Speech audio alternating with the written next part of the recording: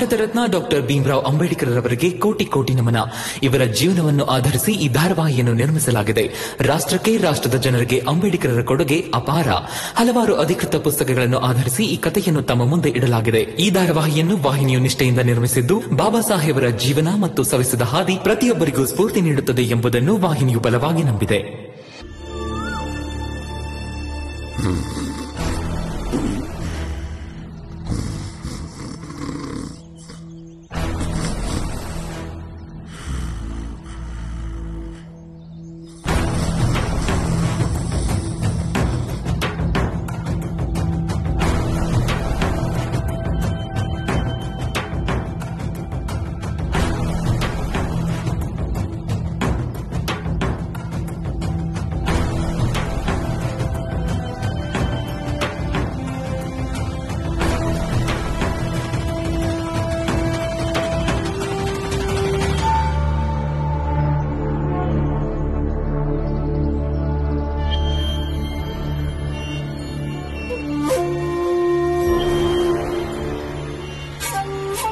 ಈ ಭೀಮರಾವ್ ರಾತ್ರಿ ಕೂತ್ಕೊಳ್ಳಿಲ್ಲ ತಾನೆ? ಪ್ರಚಂಡ ಮೂರ್ತಿಗಳೇ, ಆಶ್ಚರ್ಯನಪ್ಪ ನೀವು. ನೀವು ನಿಲ್ಲಕ್ ಹೇಳದ್ಮೇಲೆ ಇವನು ನಿಂತಿದ್ದ ಅಷ್ಟೇ. ನಮ್ಮಿಬ್ರು ಮುಂದೆ ಕೂರೋ ಯೋಗ್ಯತೆ ಎಲ್ಲಿದೆ? ನರೋತ್ತಮ, ನೀನ್ ಬಂದಿದ್ದು ಒಳ್ಳೇದೇ ಆಯ್ತು. ಈಗ ನಾಟಕ ನೋಡು.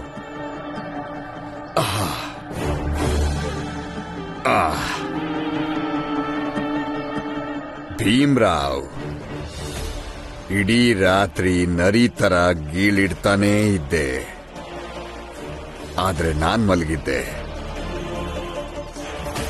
ಇಷ್ಟೇ ನಮ್ಮ ನಿನ್ನ ನಡುವೆ ಇರೋ ವ್ಯತ್ಯಾಸ ಭೀಮರಾವ್. ಯಾಕಂದ್ರೆ ನಾವು ಮೇಲ್ವರ್ಗದವರು. ನಮ್ಮದೊಂದು ಕೂದ್ಲು ಅಲ್ಲಾಡ್ಸಕ್ಕಾಗಲ್ಲ, ಅಷ್ಟೇ ನಿನ್ನ ಯೋಗ್ಯತೆ.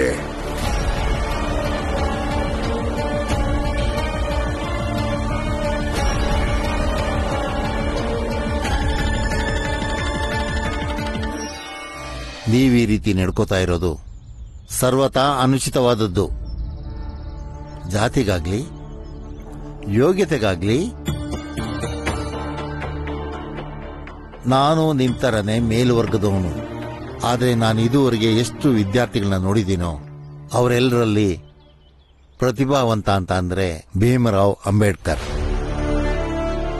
ಮತ್ತೆ ಈ ಭೀಮರಾವ್ ಹೆಸರಲ್ಲಿ ಅಂಬೇಡ್ಕರ್ ಇದೆಯಲ್ಲ, ಇದನ್ನು ಒಬ್ಬ ಮೇಲ್ವರ್ಗದ ಅಧ್ಯಾಪಕರು ಕೊಟ್ಟಿರೋ ಬಳುವಳಿ. ಯಾರು ಇವನು? ಪ್ರಚಂಡ ಮೂರ್ತಿಗಳೇ, ಇವರು ಭೀಮರಾವ್ನ ಗುರುಗಳು, ಕೇಲುಸ್ಕರ್ ಗುರುಗಳು. ಹೌದಾ? ಒಬ್ಬ ಗುರುವಾಗಿ ಶಿಷ್ಯನ ಬುದ್ಧಿವಂತಿಕೆ ಏನು ಅಂತ ನಾನ್ ಚೆನ್ನಾಗಿ ಅರಿಬಲ್ಲೆ. ನಿಮ್ಮ ಈ ಹೆದರಿಕೆಗೆಲ್ಲ ಭೀಮರಾವ್ ಕಿಂಚಿತ್ತು ಭಯ ಪಡೋನಲ್ಲ. ಅವನು ಈ ವಟಾರ ಬಿಟ್ಟು ಹೋಗಿದ್ದ ಉದ್ದೇಶ ಅವನಿಂದ ಈ ವಟಾರದವ್ರಿಗೆ ಯಾವುದೇ ತೊಂದರೆ ಆಗ್ಬಾರ್ದು ಅನ್ನೋ ಉದ್ದೇಶ. ಮತ್ತವನು ಇಲ್ಲಿಗೆ ಬಂದಿರೋ ಉದ್ದೇಶ ಕೂಡ ನೀವು ಈ ವಟಾರ ಜನರಿಗೆ ತೊಂದರೆ ಕೊಡಬಾರ್ದು ಅಂತ. ಬೇರೆಯವ್ರಿಗೋಸ್ಕರ ಹೋರಾಟ ಮಾಡ್ತಿದ್ದ ಭೀಮ ಇಲ್ಲೂ ಮುಂದುವರಿಸಿದ್ದಾನೆ. ಇಲ್ಲಿವರೆಗೂ ಸಿಕ್ಕಾಪಟ್ಟೆ ಮಾತಾಡ್ತೀಯ ಅಂತ ಯಾರು ಹೇಳಲಿಲ್ವಾ ನಿಮ್ಗೆ? ಮೊದಲನೇದಾಗಿ ನೀವು ಇಲ್ಲಿರೋ ಅವಶ್ಯಕತೆ ಇಲ್ಲ.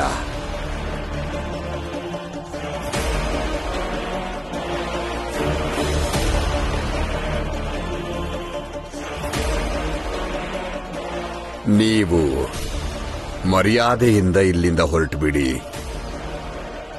ಅದೇ ನಿಮ್ಗೊಳ್ಳೇದು. ಮರ್ಯಾದೆಯಿಂದ ಕಳಿಸ್ಕೊಡ್ರು. ಏನ್ ಮಾಡ್ತಾ ಇದ್ದೀರಾ ನೀವು? ನೀವು ಹೀಗೆಲ್ಲ ಮಾಡೋ ಆಗಿಲ್ಲ. ಹೊರಡಿ ಗುರುಗಳೇ. ನೋಡಿ, ಹೀಗೆಲ್ಲ ಮಾಡೋ ಆಗಿಲ್ಲ. ಅವ್ರನ್ನ ಬಿಡಿ, ಅವ್ರಿಗೇನು ಮಾಡಬೇಡಿ. ಏನ್ ಮಾಡ್ತಾ ಇದ್ದೀರಾ? ಬಿಡಿ ಬಿಡಿ ಅವ್ರನ್ನ. ಬಿಡ್ತೀವಿ, ಬನ್ನಿ ಗುರುಗಳೇ. ಏಯ್, ಆ ಕೆಳವರ್ಗದ ವ್ಯಕ್ತಿಯಿಂದ ಸ್ವಲ್ಪ ದೂರ ನಿಂತ್ಕೊಳ್ಳಿ. ನೀವು ಮಾಡಿದ್ ಸರಿ ಇಲ್ಲ. ನನ್ನ ಗುರುಗಳನ್ನ ಈಗ ಅವಮಾನ ಮಾಡೋದಕ್ಕೆ ನಿಮ್ಗೆ ಯಾವುದೇ ಹಕ್ಕಿಲ್ಲ. ನಾನ್ ನಿನ್ನ ಹತ್ರ ಏನ್ ಹೇಳ್ದೆ? ನೀನ್ ನಮ್ಮನೆಗ್ ಬರ್ಬೇಕು, ಮಾಲೀಕ್ರೆ ಮಾಲೀಕ್ರೆ ಅಂತ ಕರಿಬೇಕು, ನನ್ ಸೇವೆ ಮಾಡ್ಬೇಕು ಅಂತ ಹೇಳಿದ್ದೆ ತಾನೆ? ಹೇಳದ್ನೋ ಇಲ್ವೋ? ನೋಡಿ, ನಾನು ಹೇಳದ್ನೋ ಇಲ್ವೋ ಹೇಳು.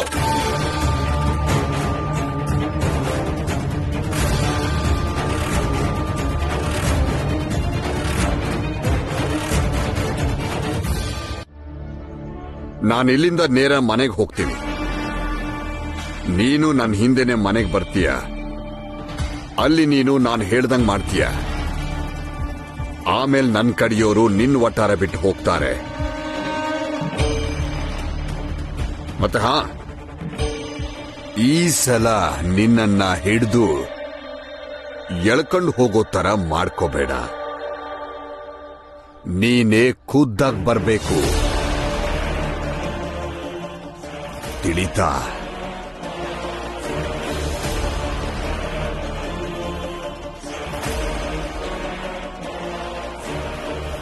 ನಡೆ.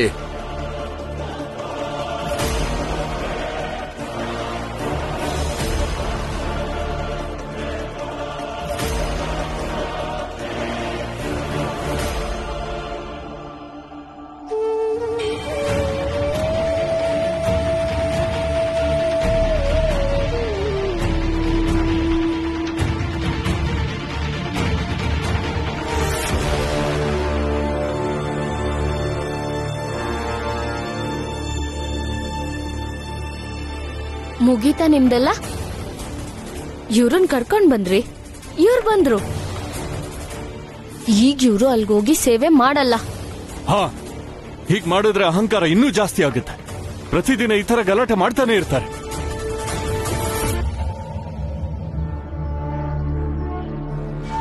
ಪ್ರಚಂಡ ಮೂರ್ತಿಗಳ ಹತ್ರ ಭೀಮರಾವ್ ಬರಲ್ಲ ಅಂತ ನಾವ್ ಹೋಗಿ ಅವ್ರಿಗೆ ಹೇಳ್ಬೇಕಾ?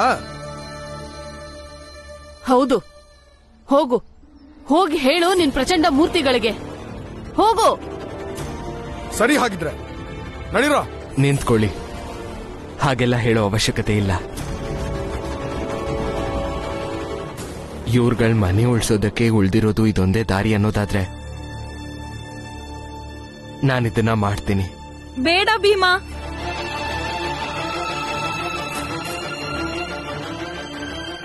ನಮ್ಗೋಸ್ಕರ ನೀನ್ ಅವ್ರ ಕಾಲೊತ್ತೋ ಕೆಲ್ಸ ಮಾಡೋದ್ ಬೇಡ. ಸರ್ಸಮ್ಮ, ನನ್ನಿಂದಾಗಿ ನೀವೆಲ್ಲ ನಿಮ್ ಮನೆ ಕಳ್ಕೋತೀರಾ.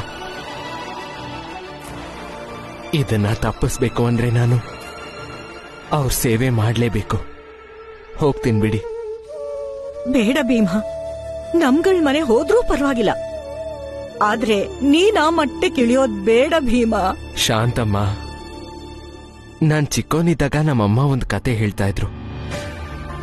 ಯಾವ ಮರದ ಹತ್ರ ಚಿಕ್ಕ ಮಕ್ಕಳು ಹೆಚ್ಚು ಆಟ ಆಡ್ತಾರೋ ಆ ಮರದ ರೆಂಬೆ ಬಾಗಿರುತ್ತೆ ಅಂತ. ಇದು ನಿಜಾನೂ ಇಲ್ವೋ ನನಗೆ ಗೊತ್ತಿಲ್ಲ, ಆದ್ರೆ ಅಮ್ಮ ಹೇಳಿರೋ ಈ ಕತೆ ನನ್ನ ಮನ್ಸಲ್ಲಿ ಇನ್ನೂ ಉಳಿದಿದೆ. ಅದೇ ತರ ಈಗ ನಿಮ್ ಮನೆ ಉಳಿಸೋದಕ್ಕೆ ಇದೊಂದೇ ದಾರಿಯನ್ನು ಹಾಗಿದ್ರೆ ನಾನು ಸ್ವಲ್ಪ ಬಾಗ್ಲೇಬೇಕಾಗತ್ತೆ. ಬಾಗ್ತೀನಿ ಕೂಡ. ಹೋಗಕ್ ಬಿಡಿ ನನ್ನ. ವಾಪಸ್ ಯಾಕೆ ಬಂದ್ರಿ ನೀವು? ಯಾಕಂದ್ರೆ ನನ್ನಿಂದಾಗಿ ಇವರೆಲ್ಲ ಮನೆ ಕಳ್ಕೊಂಡು ಬೀದಿಲಲಿಯೋದು ನನಗಿಷ್ಟ ಇಲ್ಲ. ಆದ್ರೆ ನೀವ್ ಅಲ್ಲಿಗೆ ಹೋಗಿ ಅವ್ರ ಸೇವೆ ಮಾಡ್ಬಾರ್ದು. ಯಾಕೆ ಮಾಡ್ಬಾರ್ದು? ಹೇಗೂ ಅವತ್ ಮಾಡಕ್ ಒಪ್ಪಿದ್ನಲ್ಲ, ಹಾಗೆ ಇವತ್ತು ಮಾಡ್ತೀನಿ. ವ್ಯತ್ಯಾಸ ಇಷ್ಟೇ ರಮ್ಮ, ಇವತ್ತು ಅವ್ರು ನನಗೆ ಇನ್ನಷ್ಟು ಅವಮಾನ ಮಾಡಬಹುದು. ಮಾಡ್ಲಿ ಬಿಡು. ನಮ್ಮೋರ್ಗೋಸ್ಕರ ಇಷ್ಟು ಮಾಡ್ಲಿಲ್ಲ ಅಂದ್ರೆ ಹೇಗೆ?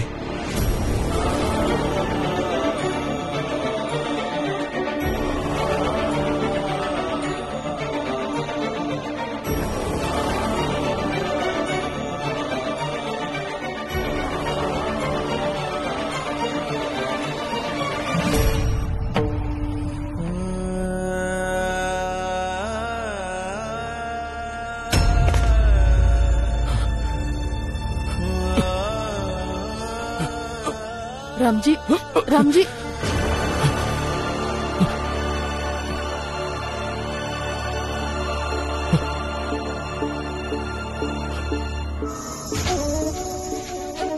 ನಡಿ ಲಕ್ಷ್ಮಿ, ಒಳಗ್ ಹೋಗೋಣ.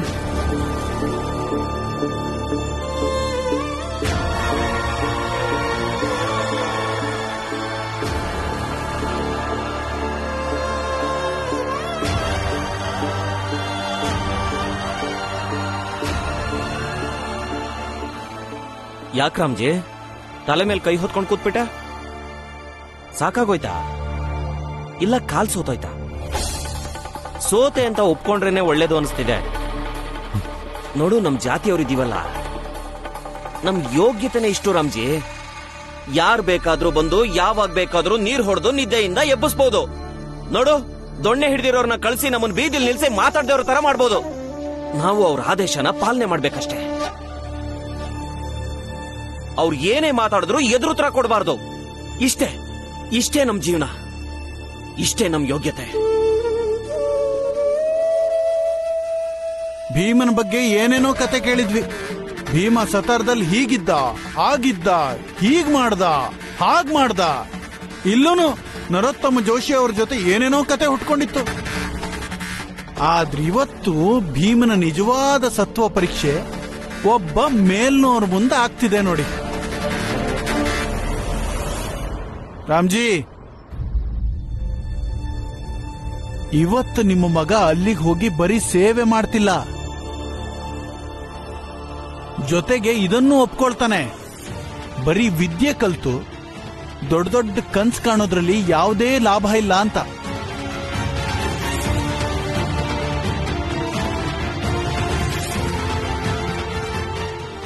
ಅತ್ತೆ, ನಾನು ಅವ್ರ ಹತ್ರ ಹೋಗ್ತೀನಿ.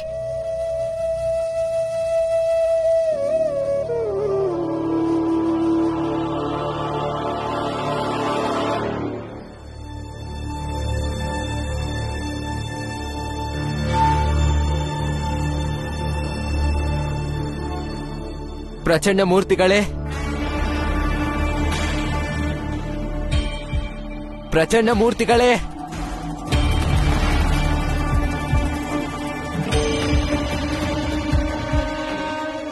ಪ್ರಚಂಡ ಮೂರ್ತಿಗಳೇ, ನಾನು ಬಂದಿದ್ದೀನಿ.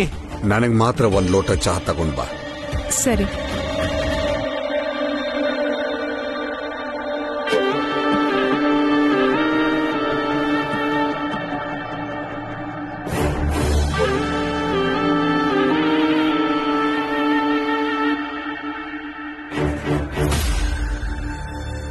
ನನ್ನನ್ನು ಹೋಗಕ್ ಬಿಡಿ. ನಿನ್ನನ್ನು ಒಳಗ್ ಬಿಡಲ್ಲ. ಪ್ರಚಂಡ ಮೂರ್ತಿಗಳೇ, ಇವತ್ ನಾನ್ ನೋಡ್ಲೇಬೇಕು. ನ್ಯಾಯದ ಬಗ್ಗೆ ಮಾತಾಡೋರು, ಕಾನೂನ್ ಮೇಲೆ ನಂಬಿಕೆ ಇಟ್ಕೊಂಡಿರೋರು, ಸದಾ ಸತ್ಯದ ಪರವಾಗಿ ನಿಲ್ಲೋ ವ್ಯಕ್ತಿ ಹೇಗಿನ್ನೊಬ್ರು ಕಾಲೊತ್ತಾರೆ ಅಂತ, ಹಾಗೆ ಇದನ್ನ ನೋಡಿ ಎಲ್ರೂ ಹೇಗ್ ಸಹಿಸ್ಕೋತಾರೆ ಅಂತ ಇವತ್ ನಾನ್ ನೋಡ್ಲೇಬೇಕು. ನ್ಯಾಯದ ಬಗ್ಗೆ ಮಾತಾಡೋರು, ಕಾನೂನ್ ಮೇಲೆ ನಂಬಿಕೆ ಇಟ್ಕೊಂಡಿರೋರು, ಸದಾ ಸತ್ಯದ ಪರವಾಗಿ ನಿಲ್ಲೋ ವ್ಯಕ್ತಿ ಹೇಗಿನ್ನೊಬ್ರು ಕಾಲೊತ್ತಾರೆ ಅಂತ, ಹಾಗೆ ಇದನ್ನ ನೋಡಿ ಎಲ್ರೂ ಹೇಗ್ ಸಹಿಸ್ಕೋತಾರೆ ಅಂತ.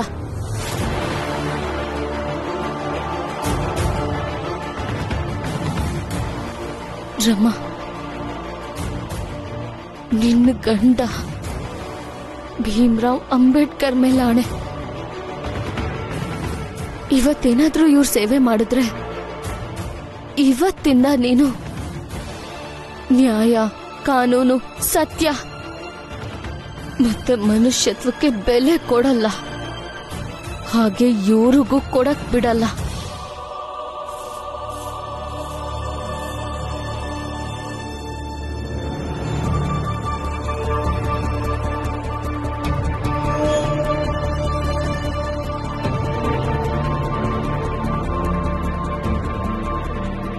ಲಕ್ಷ್ಮಿ, ಅಡಿಗೆ ಮನೇಲಿ ಇಡ್ಲಿದೆ, ತಗೊಂಡ್ ಬಂದು ಮತ್ತೆ ಗೆರೆ ಎಳಿ ಇಲ್ಲಿ. ಯಾಕೆಂದ್ರೆ ಆ ಭೀಮ ಮತ್ತೆ ಮನೆಗ್ ಬಂದ್ನಲ್ಲ.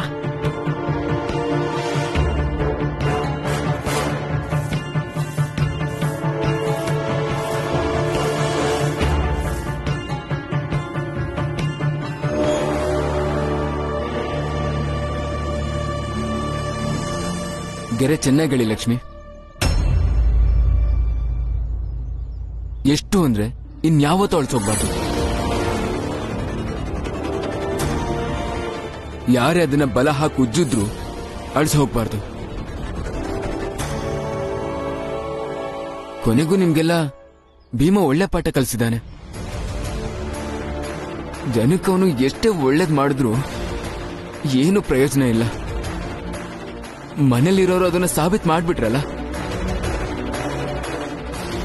ಅವನಿವಾಗ ಯಾವ ಪರಿಸ್ಥಿತಿಯಲ್ಲಿದ್ದಾನೋ ಹಾಗಾಗ್ಬಾರ್ದಿತ್ತು.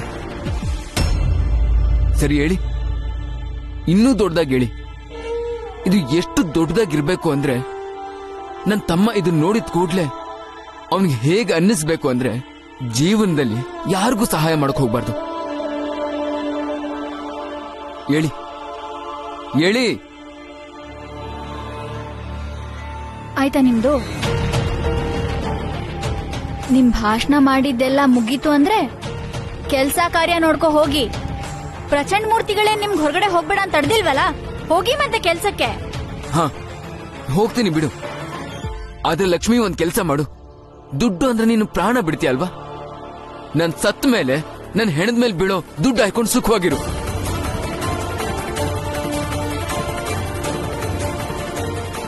ಗೆರೆ ಇಳಿ ಎಳಿ.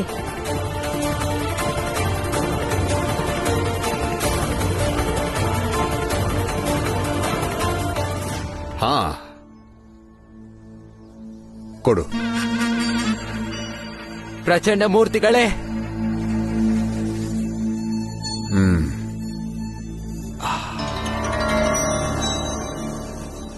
ನಾನ್ ನಿನ್ನತ್ರ ಮೊದಲೇ ಹೇಳಿದ್ನಲ್ಲ, ನಿನ್ನ ವ್ರತದಿಂದ ನನ್ನೆಲ್ಲ ಕೆಲಸಗಳಾಗತ್ತೆ ಅಂತ.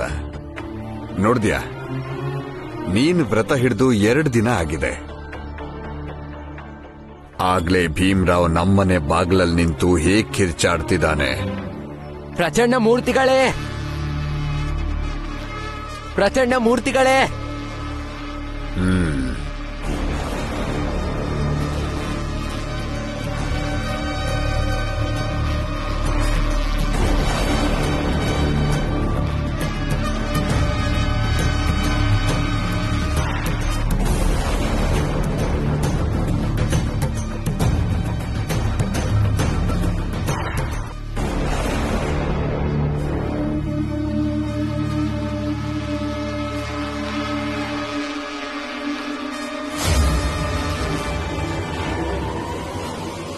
ಏನು ಕೆಳ ವರ್ಗದ ಭೀಮ್ರಾವ್, ಏನ್ ವಿಷಯ?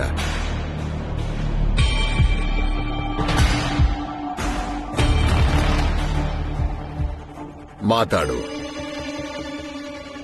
ಏನ್ ವಿಷಯ ಬಂದಿದ್ದು? ಏನ್ ಸೇವೆ ಮಾಡ್ಬೇಕು ಹೇಳಿ. ಇವತ್ ನೋಡೇ ಬಿಡೋಣ, ಭೀಮ್ರಾವ್ ಅಂಬೇಡ್ಕರ್ ಅವ್ರ ವಿಚಾರ ಗೆಲ್ಲುತ್ತೋ ಇಲ್ಲ ನನ್ನ ನಂಬಿಕೆ ಒಡೆಯುತ್ತೋ. ಶಭಾಷ್. ಓಹೋ,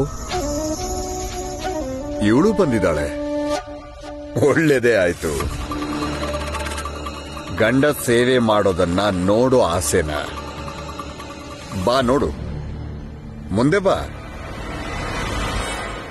ಬಾ, ಹತ್ರ ಬಾ.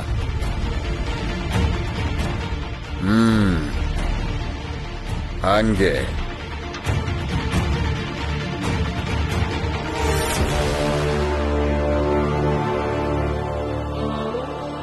ನಿನ್ನ ಗಂಡ ನನ್ನ ಕಾಲು ಒತ್ತೋದನ್ನ ಕಣ್ಣಾರೆ ನೋಡು.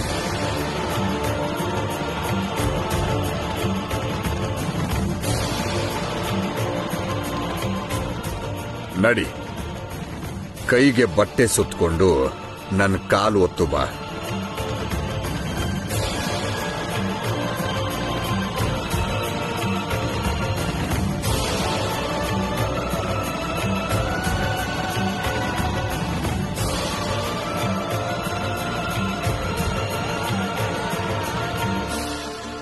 ಸಮಯ ವ್ಯರ್ಥ ಮಾಡ್ತಾ ಇದೆಯಾ ಭೀಮ್ರಾವ್?